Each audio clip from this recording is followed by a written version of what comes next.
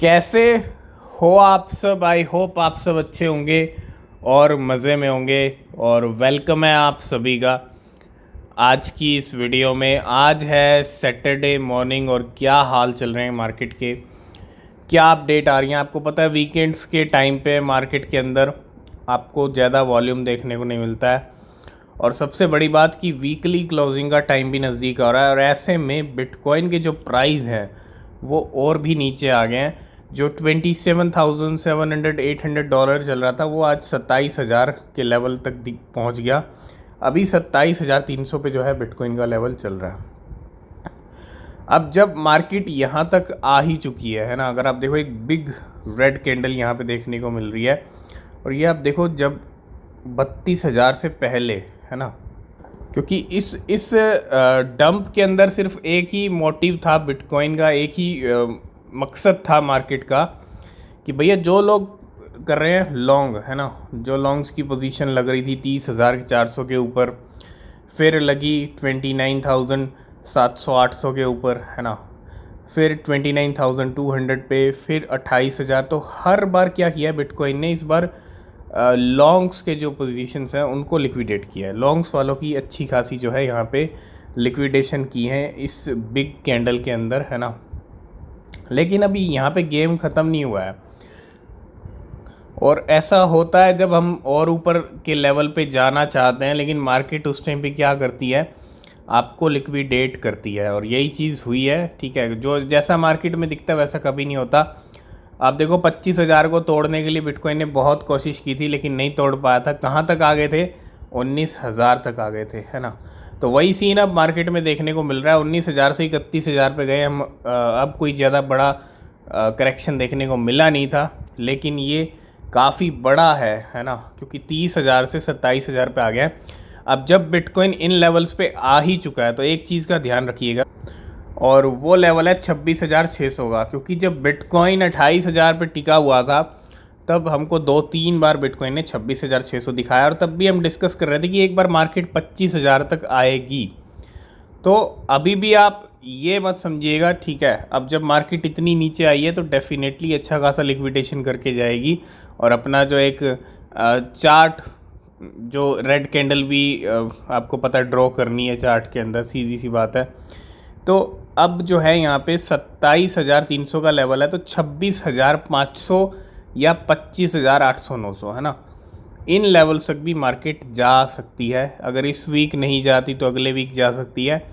जाके जो है फिर से क्विक एकदम हमको जो है, जैसे हम 25 से 19 पे गए और 19 से सीधा 25 को तोड़ गए, सीधा 31 पे आ गए, तो ऐसा नज़ारा फिर से देखने को मिल सकता है। ठीक है, तो अब थोड़ा ध्यान रखिए क्योंकि 26,600 एक ऐसा लेवल है जिस पे हम बहुत बार गए हैं और बिटकॉइन अभी 27,000 पे चल रहा है। तो हो सकता है कि 26,000 के भी दर्शन बिटकॉइन करा दे है ना। तो जब मार्केट इतनी तेज़ी से गिरती है और वो भी इतने ऊपर के लेवल से गिरती है तो फिर थोड़ा सा रिकवरी में टाइम ज़रूर लेती है। ठीक है, इस चीज़ का भी ध्यान रखिएगा।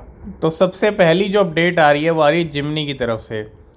जिमनी presence in Asia with a new office in India. India के अंदर न्यू ऑफिस जिमनी की, जहाँ तक हम बात करते हैं, एक US based crypto currency exchange है और Gemini new office in Gurgaon India will be its second largest engineering hub behind the one in the USA.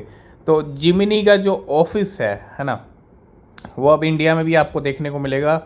जहाँ तक हम बात करते हैं गुड़गांव की, और the US based crypto currency exchange Gemini announce plan to establish a new engineering hub in Gurgaon, India. This will be the company's second Asian location, as previously it opened an office in Singapore.